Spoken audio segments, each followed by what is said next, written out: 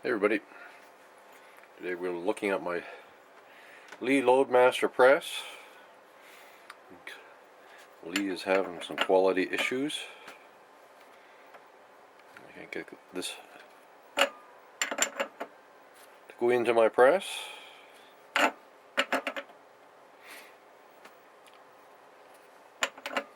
So you can see this one here. Oh, got a bunch of shot on the bottom of it. No problem. Up and down in there easy.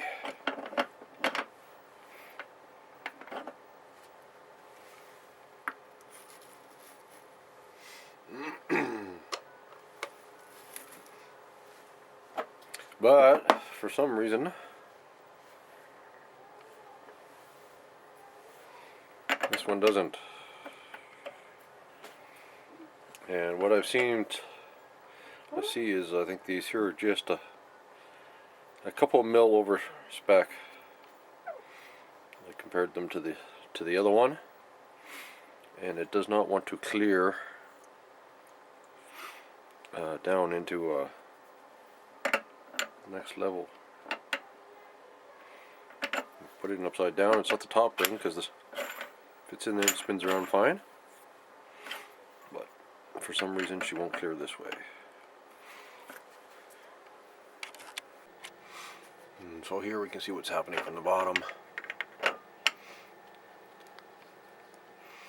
And I'm guessing what's happening is, like I said, those cogs are just a bit too tight and they're engaging in the side here too early.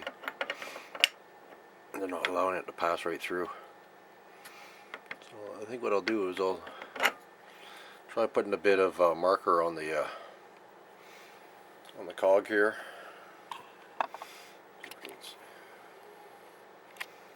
And we'll push it down in there and see where they start to grab. Okay, so I marked those up a bit, and it almost looks like it's scratching just a touch there. So I don't know, I'm going to just try filing every one of those just a bit, see whether it makes it go in easier. Well, I contacted Lee about this, and Lee wants me to send them back, and at my cost, of course. So it's going to cost me $10 or so, or they'll send them down there and they'll send me 2 replacements. What my feeling is, they're manufactured poorly. I shouldn't have to pay at all to get a replacement set. They've always been good in the past with warranty stuff. I had pieces break on the press before and they just sent it out, but this time they seem to be balking at it, so I just said the hell with it.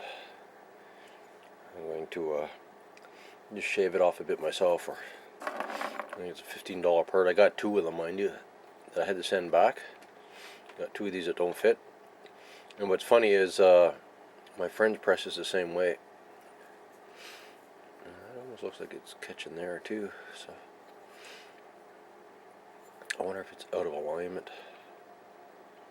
It was cut, but no. I'll try shaving that down a bit and see what happens. And we'll go from there. So I'll take a Dremel to that and just take a chunk off and see what happens.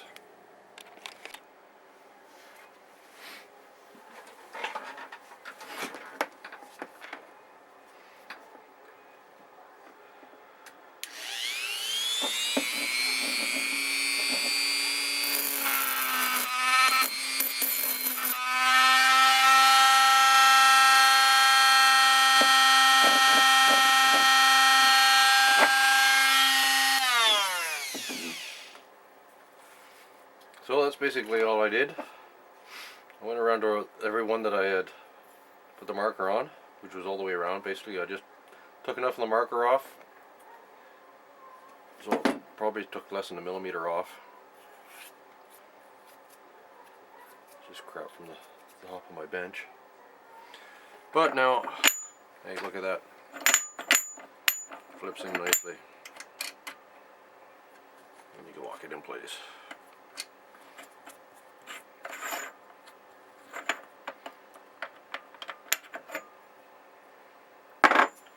So, like I said, I got 2 of those like that.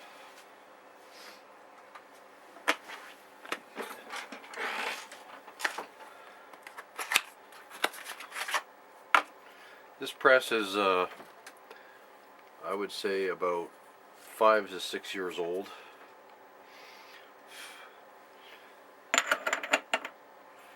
And I bought a bunch of these with it.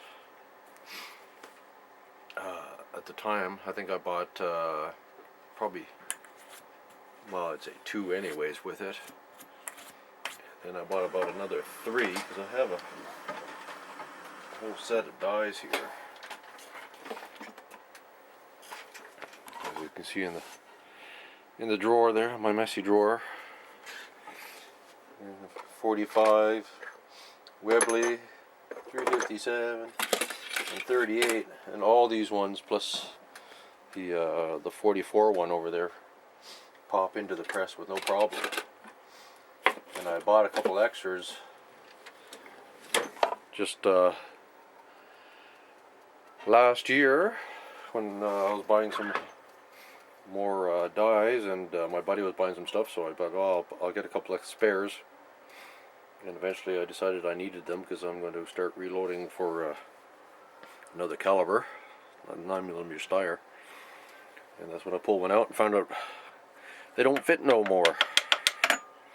And Lee came back and forth. I went back and forth with them a bunch of times, and like I said, I wasn't too happy with the response to send them back at my cost, so I told them, tough, I'll work it out on my own. So what I'll do is I'll marker this one too, just so I know which ones I've done, and it gives you an idea how much you've taken off. I don't want to take a whole bunch off, just needs a real thin layer off. It's not quite as nicely polished once I'm done doing this. This has got a nice smooth finish, but the other one's going to be a bit rough because of the Dremel.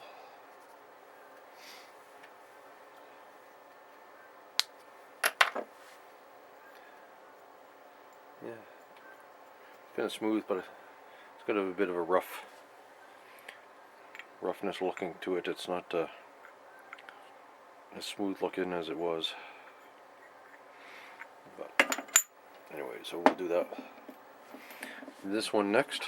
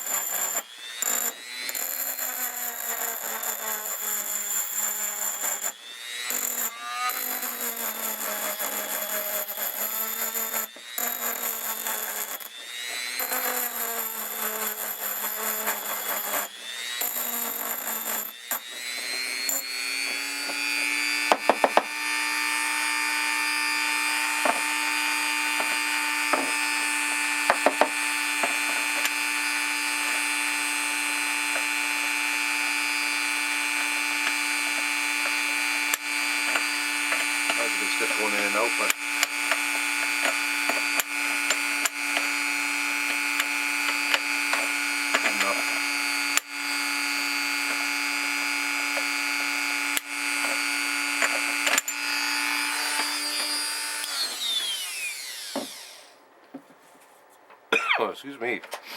Could probably take just a bit more off of that somewhere, but that's good enough. It might be just didn't bell over the edges or curl over the edges as much as they did on the other one. I give it a bit of a rounding on the top, but as long as it goes in somewhere, that's all that matters. Once it's in. Okay, so that's a job. You probably didn't see that, but there, in and out nicely, but it's a bit stiff going in some spots, coming out some spots, but as long as it goes in and out one way, that's good.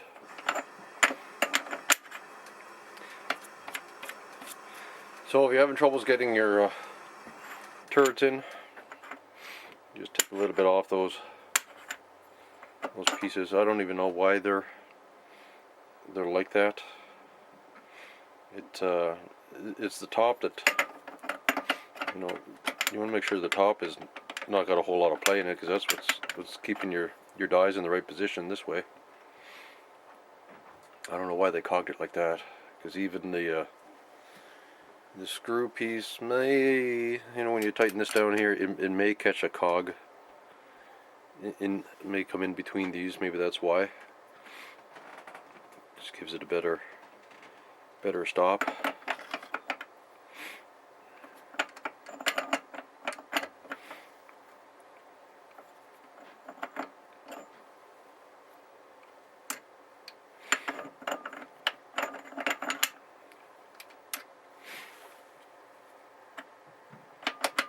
Yeah, so that's why they're there, I guess. Allows that screw to go in between the cogs.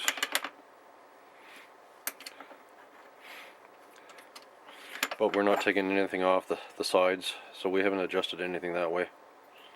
So I guess it'll still allow it to line up properly with the shell holder once you've locked it in place.